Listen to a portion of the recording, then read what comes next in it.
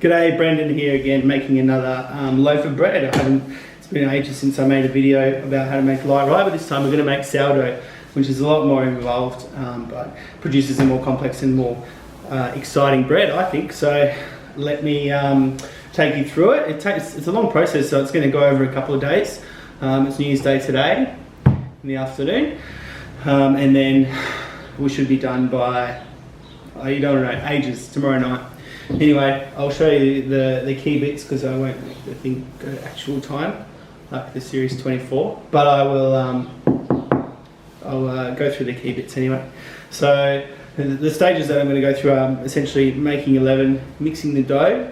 There's no kneading as such, but we'll be folding the dough along the way and resting in different periods in both our bowls, on the bench, and in the Benetton baskets. So I'll show you that.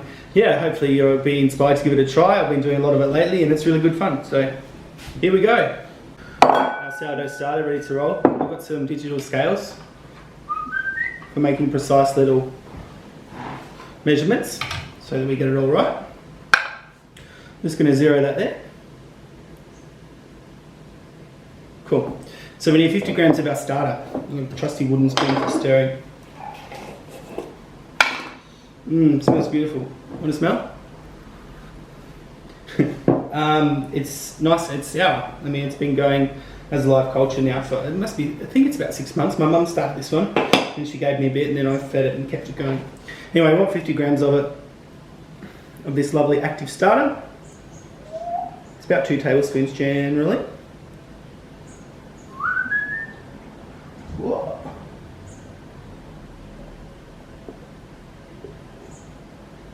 Sticky stuff. Ooh.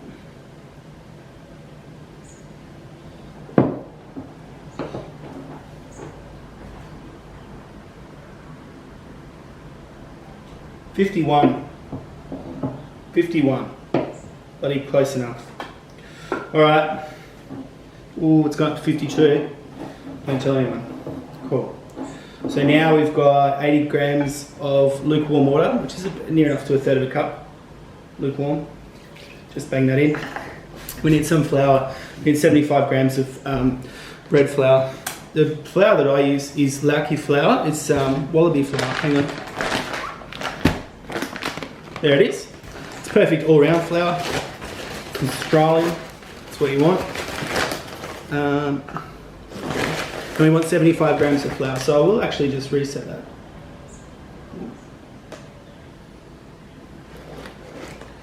Cool. That's fine, I can do it with a spoon, can't I? So we want 75 grams.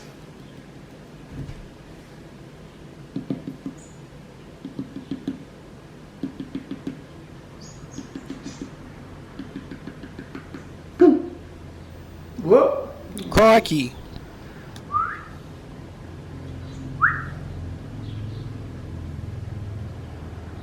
$76, pretty good. I'll edit out any swearing for any of that. Cool. So now we just mix it up. It'd be better if you can see it, but I don't know how to make the camera go up the top. But that's fine. Gets quite shaggy. What I'm actually going to do, off script, is add just a tiny bit more water. Very, very, very, very tiny bit.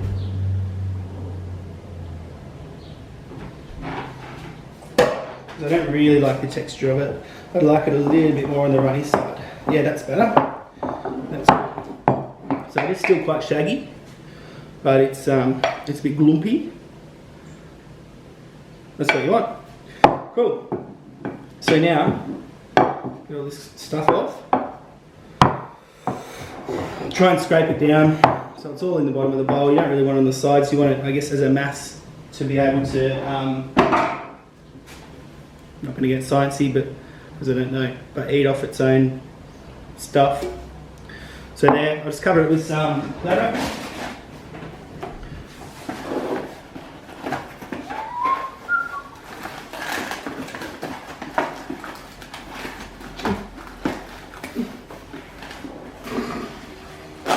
Cool. And we leave this at room temperature. I said in the first bit that it would be for about 12 hours, but it is 3 o'clock. I ain't getting up at 3 o'clock. So it's going to have more than 12 hours. With these times, with any of the whole recipe, it's pretty, I guess, say it's a minimum time. The longer you leave it, the better, very, very often with the resting and the proving and that sort of thing. So, look, there's our leaven. It sits on the bench out of a draft because it's covered for about 12 hours. Like I say, it will be closer to more than that, 16 hours, because I'll get up to about 7 and stuff. But I'll show you some more of that tomorrow. See ya. All right, we're back. It's the next day. It's not early as I promised because I had a bit of sleeping. That's fine. It's actually now 10 to 11. So it's had, get it? 10 to 11, good one. Look, it's got had about 19 hours, which is more than 12, but 12 is the minimum, as I say. Now, if you have a look at this, I'll bring it up close to the camera. There we go. You can see it's really bubbly, really active. It's probably quadrupled in size, I'd say. So it's really now ready to work with. And it should make a nice, active, light sourdough, which is what we're after. Now, so what we do is with our leaven, bowl's been good to us, but its work is done. So we put it into a big bowl. There we go. You'll see I'm using a whisk, and there's a reason for that in a second, not just to clog it up. Don't think you can hear chooks in the background. One of them must have laid an egg. Good work, girls.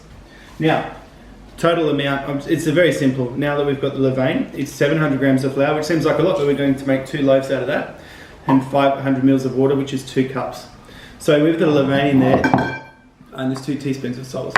So with the leaven in there, we'll now put half of the water, so 1 cup of lukewarm water in.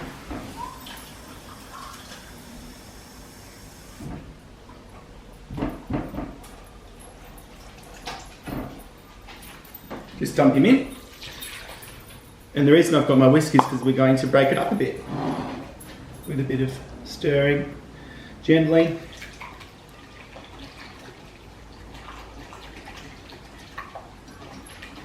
Puppy at my feet as well.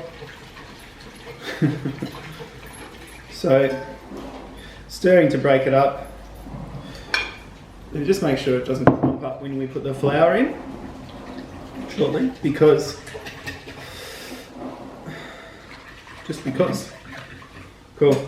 So you can see it's quite, hang on.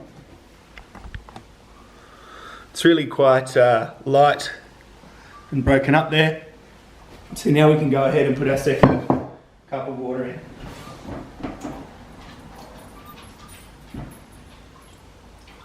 See, the tap's pretty slow because we're on tank water and there's not much water in it.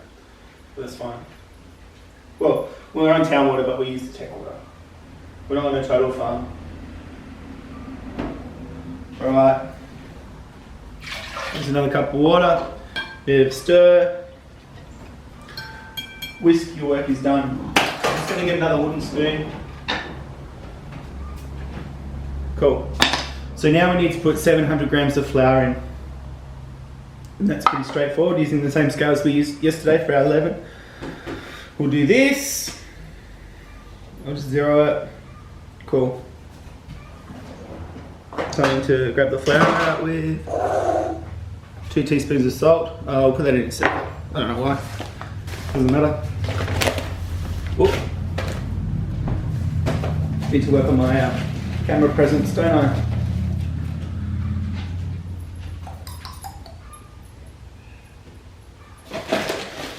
$100 grams. 321 grams. 352. Halfway. Ooh, spilled it. 500 and something, 15.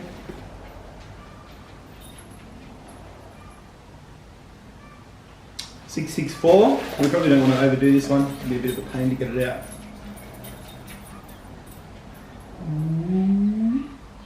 $690. That's right. $704. That's fine. Cool. Looking good. So now we put the salt in. Done. That's it. Bit of a clean up as we go. Still got a dog at my feet. Hello.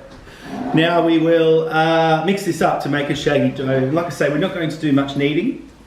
It's almost a knead-free recipe, but it does require a bit of folding along the way. Folding, resting, folding, resting, folding, resting. So that's what I'll be doing for the rest of the day. But at this point, it's just important to get it all incorporated. So do bear with me.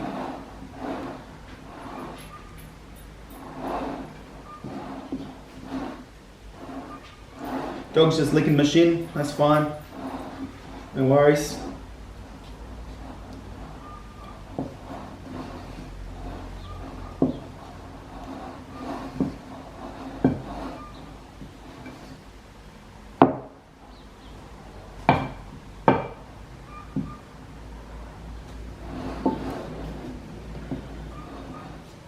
Cool. This is good. This is incorporated, mixed, but not needed. Not at a point where it needs to be kneaded. It's a shaggy dough is what they call it. Let's put that in there, proving basket. That's a shaggy dough there. See, it's all incorporated, but not to the point that it's all thoroughly brought together in a tight dough. So what we're going to do now is we're going to cover this up and leave it for 1 hour in a draft-free place. And you'll see it that leaven starting to activate and combine with the flour that we've just added to it. And it will start to swell up and start to get to the point where we can do our first fold. So about an hour, again it could probably do 2 hours. It's quite a warm day today. It's not too warm in here, but it's not too bad. So yeah, I think an hour will be okay, and then we'll return and I'll show you what it looks like and show you the folding process. Excellent. Alright, welcome back here. The bread. It's been resting for about an hour and a half. I went down the park with the dog, so that's why it was longer than an hour. That's fine. And it's quite a bit bigger in size. It looks less shaggy because a lot of the gaps have been filled in. And what I'll do is bring it across and show you. Oh, I pushed something. That's okay. So you can see it's starting to become less shaggy and just incorporate more, I suppose. So what we're going to do now is do the first one of our folds. And there's a pretty specific technique for the folds. It's quite simple.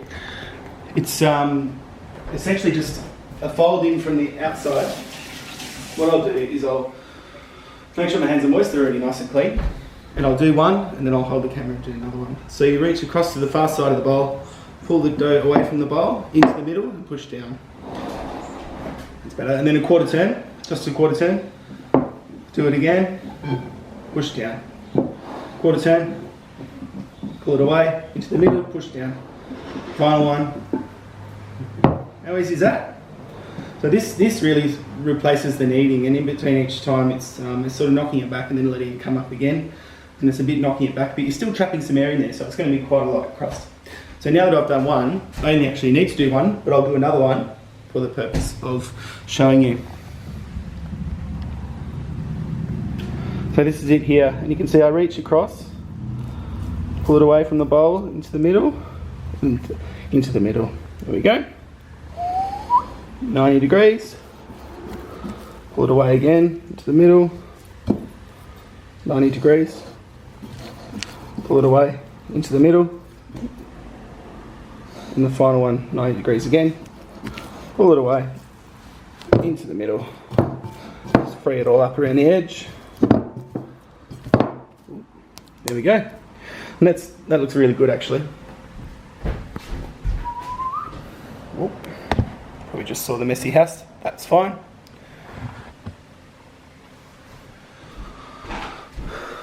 So now, this has to be repeated, and this is a little bit off-putting, but it's got to be done 6 times with half an hour intervals.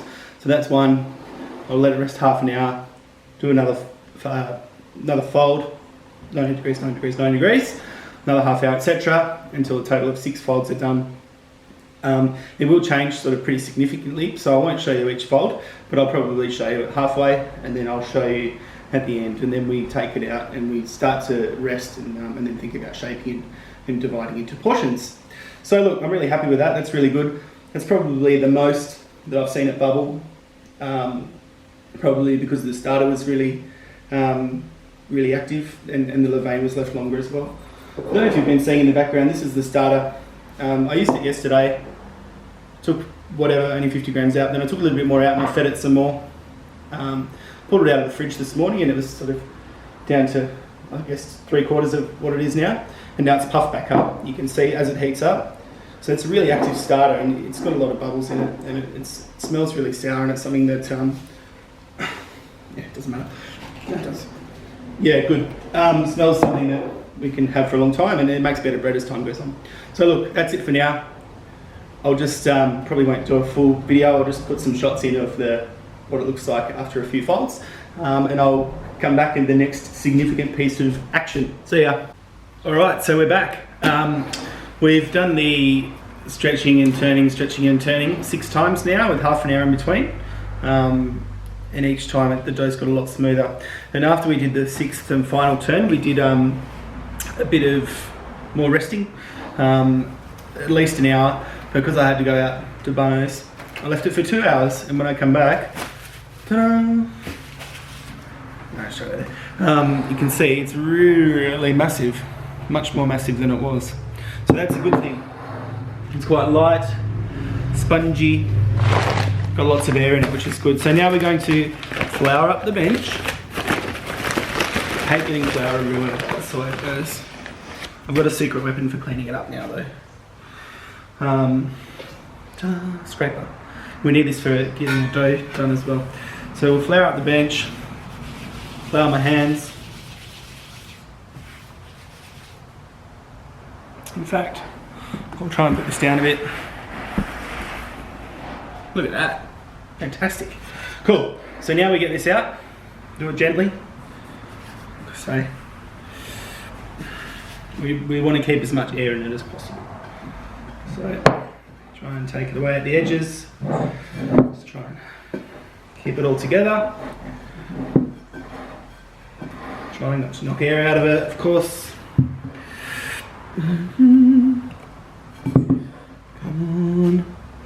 Come on, please. Cool. Yep. Oh, it smells really sour. This is going to be my best one ever. I think, anyway. Lots can still go wrong, so don't get carried away. Now, using this scraper, nice and clean. Again, keep flour in your hands.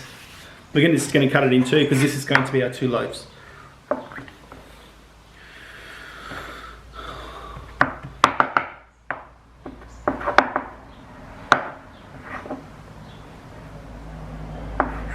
Cool, that's pretty good. And then what we do with our nicely floured hands, keep flouring them, is without knocking too much air into it, just shape it into a loose round, thusly.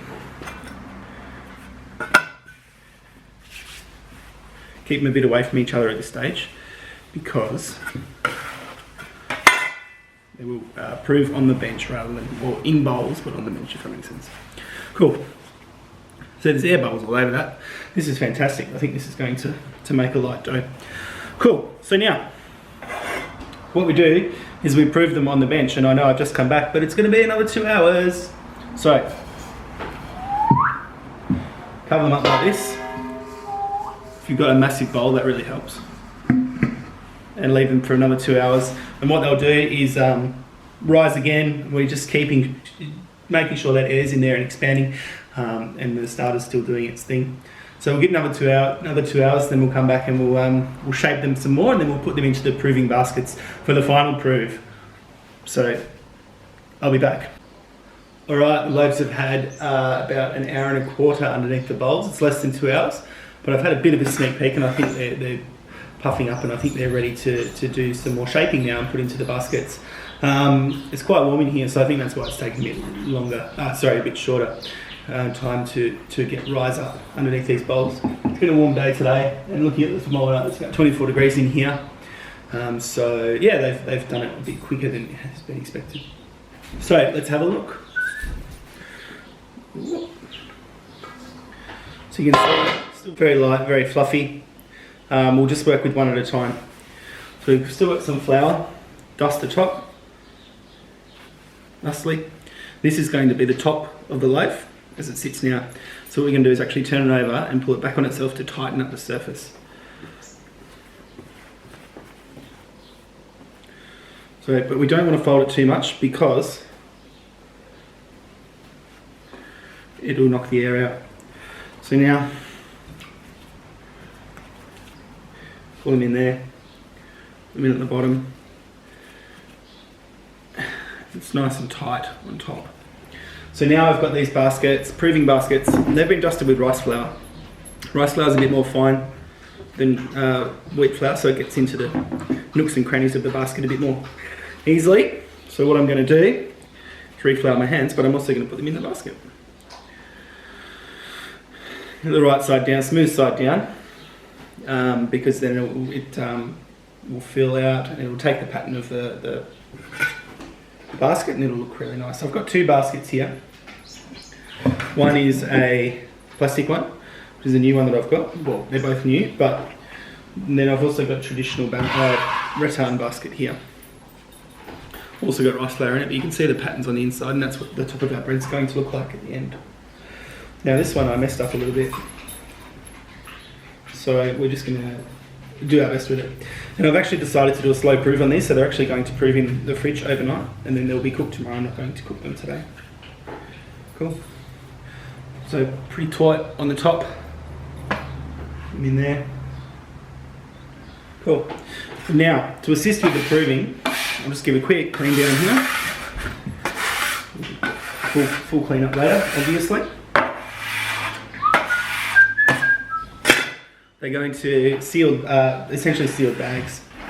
And I don't know why that is, but that's just what they tell me to do.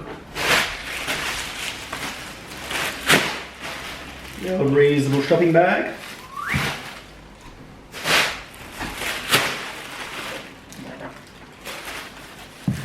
This one in the plastic one's going to be my favourite loaf. I think it's going to go alright. So it's been dragging on. It's now 6:30 in the evening, day 2. And what we're going to do is just close them off. And these are going to the fridge overnight, 12 to 14 hours recommended. Tell you what, I hope it's within 14 hours because I don't really want to sleep in again. Last day of my holiday, so I feel like I'm wasting it if I sleep in that long. So these are going to the fridge, and we'll bring them out for about 2 hours in the morning to warm up, come back up to temperature. And the slow proof in the fridge helps, I'm told, to develop the flavours. I've never done it this way, so let's give it a go. It should make a nice loaf. So yeah, into the fridge. See you tomorrow. Alright, we're back. It's the morning. Hello everyone. It's 8 o'clock on the third day of the bread cook, which we didn't expect it to go this long, but if we're doing a slow ferment, then we have to take a bit of extra time. That's fine. Here's our bread. It spent the night in the fridge, and it's been out for about 2 hours this morning because I got up early and took it out to bring it up to room temperature. So we'll have a bit of a look. Ooh, it's actually risen quite a bit, which is surprising in the fridge, but it's a slow ferment, and then I suppose when it comes out and up to temperature, then that makes it rise a bit more. So I'm going to cook one at a time, so I'm just going to leave the second one in the bag for now. And what I've got here is a couple of trays, one for each. I've just used kitchen paper so that it doesn't stick. You can use whatever you like. So now we're going to turn it out, and it should come out, should come out easily because it's got that rice flour in it that we put in yesterday. But we'll try and do it gently anyway. So look, here we go. Wish me luck.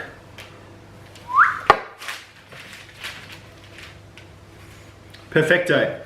So you can see the basket still retained a lot of the rice flour, so it's really good, and it seems to have worked quite well.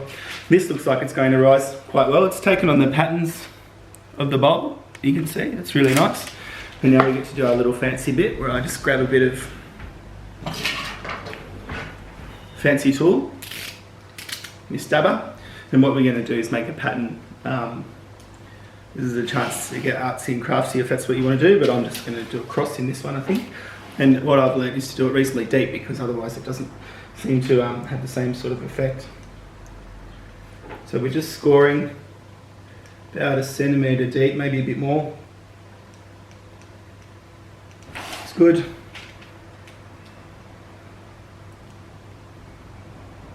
Use a nice sharp blade. I actually bought this from the hardware store just for this. Look at that. This looks really springy, and like I say, I think it's got potential. Other things that we're going to do, we've got some ice cubes here, not for a refreshing beverage at 8 o'clock in the morning, but we're actually going to put the bread on the top tray, and we're going to throw ice cubes just in the bottom of the oven. What that does will create steam in the hot oven. It is a hot oven, 240. And until that steam evaporates, it'll keep the crust nice and soft so it can expand. And then it should be about right that once the steam's evaporated, then it can set a really hard crust on the bread. So look, enough talking. I'm going to get this in the oven. I'm not going to show you that. So I'll just do that, and then we're going to check it after 20 minutes, at which time we'll turn the heat down from 240 down to about 200. But I will show you how the bread's going then. Excellent. All right, it's been 20 minutes, so we're just going to turn this down. At 200, that's good. And now we'll just have a quick look at progress. Oh wow, whoops, steam. That's really popped. Gee, that's going to be lovely, isn't it? See, it's got great height. All right, I'm going to shut the door. Cool, all going well. So now it gets another probably 25 minutes, and then we'll check it. Cool, see you soon. All right, the loaves are done. So we fast forwarded an hour, an hour of resting it was, plus about 50 minutes each of cooking separately. So it was probably closer to 45 minutes. Doesn't matter. They've rested. This one's been resting for about an hour, so it's quite cool. That lovely sound they talk about, hollow. And you can see it's taken up a really nice pattern on top. It's kept the pattern of the basket, which is really nice. And then this other one, different pattern, but also kept the basket nice and still quite warm. Cool. So what I'm going to do now is the moment of truth and cut it and make sure it's all okay inside. I think it will be. All right, so let's do it.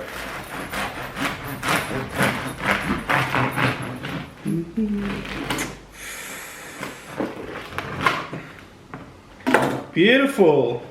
Look at that, that's risen really well. It's got beautiful air holes, nice pockets, really spongy, really nice. Smells quite sour, like it's been developing for quite a while in the fridge there. I'm just going to cut one slice actually because you can see a bit better through it. It's quite crusty, as you can probably hear or tell.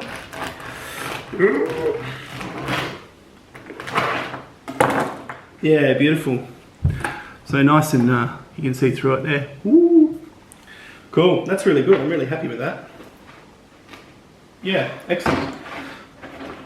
Things I've learnt on this particular one, I think I really like the idea of doing the slow proof in the oven. I think it's a really good thing. In the fridge. I think that's a really good idea and something that I want to explore a bit more.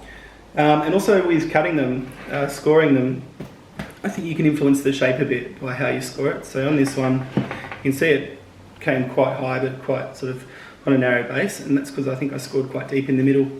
With this one I scored on the sides and you can see it's gone a bit wider, a bit flatter. So I guess it just depends what's more desirable and what you're after. But anyway, I think that wraps it up. That's the end. We'll roll the credits, won't take long. But look, it's really fun. I know everyone doesn't have the time. I'm lucky I'm on holidays at the moment, so I've got a bit of time to do it. I won't always have this much time, but if you can have a chance to give it a crack, then it's well worth it, I think. If anyone needs any starter, I'm happy to give you some. Otherwise, bye.